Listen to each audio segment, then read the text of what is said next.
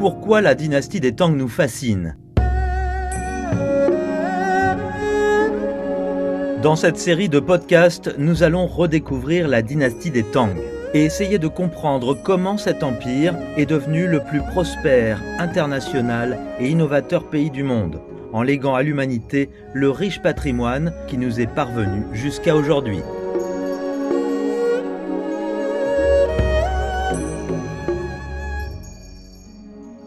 Épisode 6, le Japon étudie auprès des maîtres des Tang. Dans un décor de la dynastie des Tang, le film Legend of the Demon Cat du réalisateur chinois Chen Kaige raconte l'histoire d'une enquête menée conjointement par un poète chinois et un moine japonais sur la mort de la concubine impériale Yang Guifei.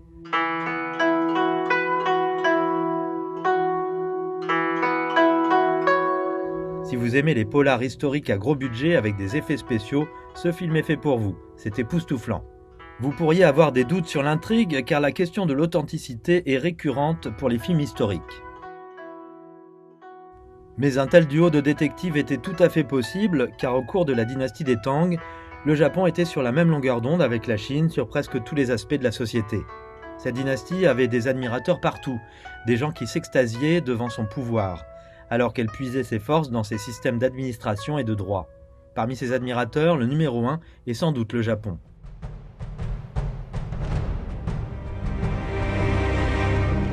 En gros, la relation entre la Chine et le Japon pendant la dynastie des Tang peut être divisée en deux parties.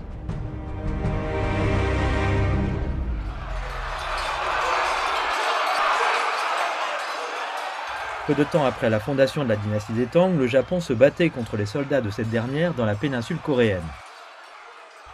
Il s'agissait d'une guerre par procuration, les deux parties soutenant les forces opposées locales.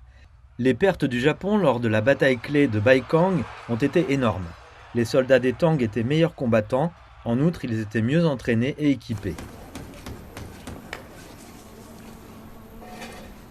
Après cette défaite, les Japonais se sont recroquevillés sur eux-mêmes, ils ont construit des défenses craignant que les Tang n'envahissent leur archipel. Les Tang étaient moins incommodés, ils continuaient à exprimer leur amitié envers les Japonais en retournant les prisonniers et en exportant leur culture. Peu à peu, les Japonais ont compris qu'il était dans leur propre intérêt de répondre positivement à leur amitié et ont envoyé en 702 une délégation pour faire la paix.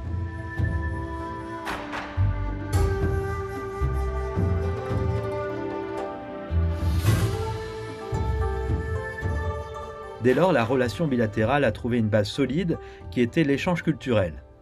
En plus des officiels, le Japon envoyait des étudiants et des moines qui souhaitaient faire leurs études en Chine. Ils n'étaient pas une dizaine, mais entre 400 et 600 chaque fois. Cela ne ressemble pas du tout à ce que nous faisons aujourd'hui, monter dans un avion pour faire un programme d'échange universitaire. Ceux qui partaient à l'époque étaient des hommes très sérieux, car les bateaux japonais n'étaient pas performants. Beaucoup d'entre eux se perdaient en mer et ne sont jamais arrivés à destination. Après un voyage dangereux, le séjour n'était pas simple lorsqu'ils étaient près de la cour des Tang. Beaucoup parlaient de la puissance du Japon, mais que les Tang savaient que c'était faux. Alors on se méfiait d'eux.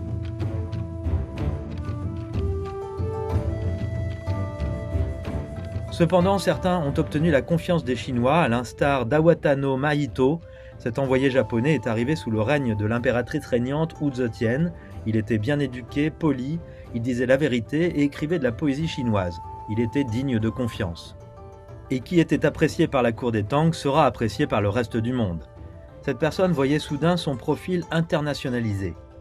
Les ambassadeurs travaillaient assidûment pour être les meilleurs amis de la cour des Tang.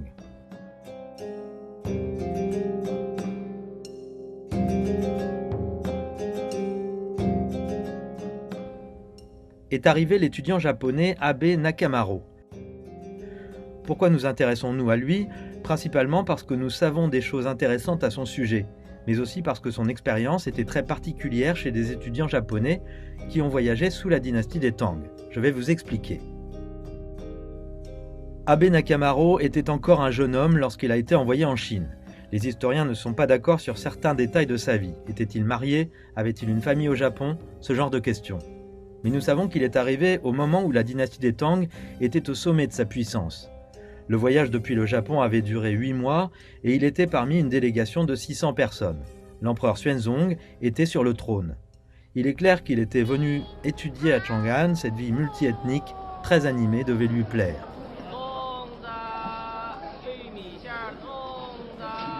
Contrairement à beaucoup de ses camarades, Nakamaro n'est pas retourné au Japon pour diffuser toutes les informations qu'il avait recueillies. Il a gravi les échelons bureaucratiques du gouvernement chinois et a même été directeur du Centre national des archives. Il apparaît dans les documents officiels et les poèmes comme un étudiant brillant avec un bel avenir. Il avait des antécédents familiaux illustres, son père était un haut fonctionnaire au Japon, et cela l'a aidé à s'inscrire dans des établissements prestigieux. Surtout, l'empereur chinois l'aimait bien et il évoluait dans tous les bons cercles. Comme le voulait la tradition, il a échangé son nom pour en prendre un chinois, Chao Han. Il a joué un rôle important, il a mis la cour des Tang dans de bonnes dispositions vis-à-vis du Japon. De plus, il a facilité le flux d'informations, de compétences, de technologies, d'art et de pensée de la Chine vers le Japon.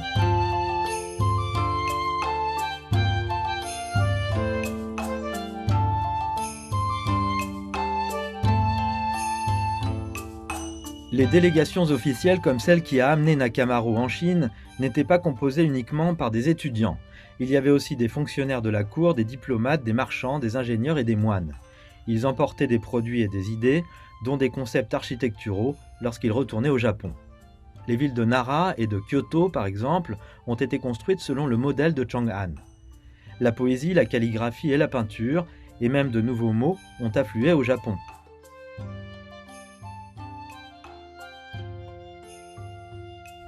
Les échanges personnels étaient réciproques.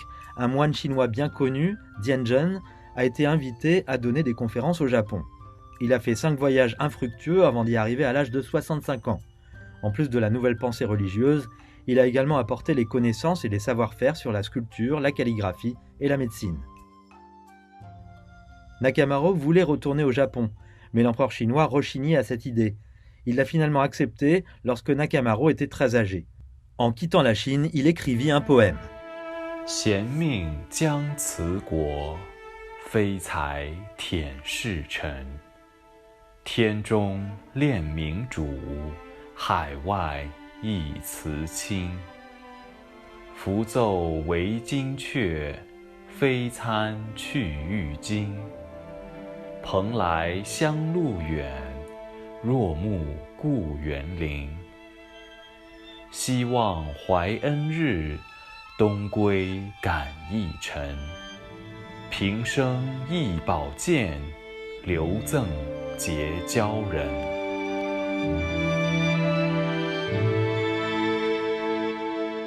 Le poème exprime sa gratitude pour la gentillesse des Chinois, son respect éternel pour l'empereur de Chine, mais aussi son mal du pays.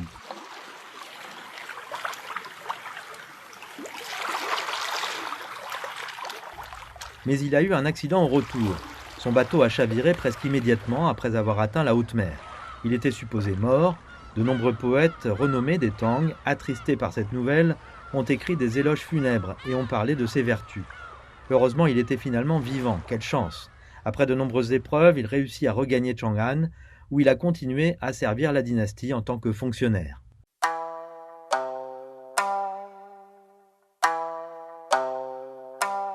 Ainsi, nous pouvons dire que même si le Japon admire la Chine depuis la période des Tang, la vie de Nakamaro montre qu'il s'agit en quelque sorte d'un amour réciproque.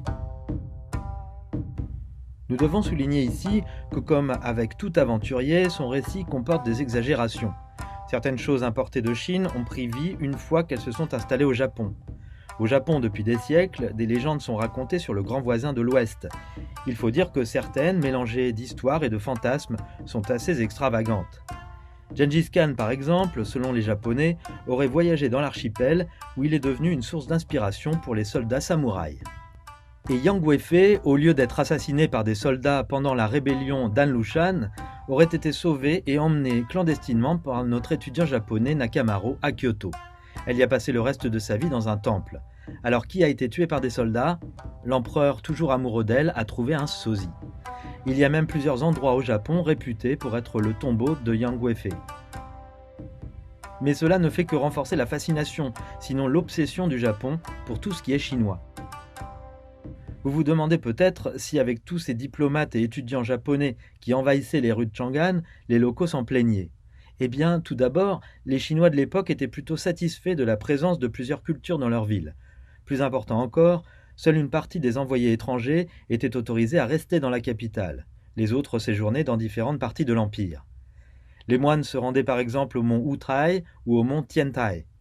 Cela signifie que le Japon a développé une compréhension complète de la culture Tang.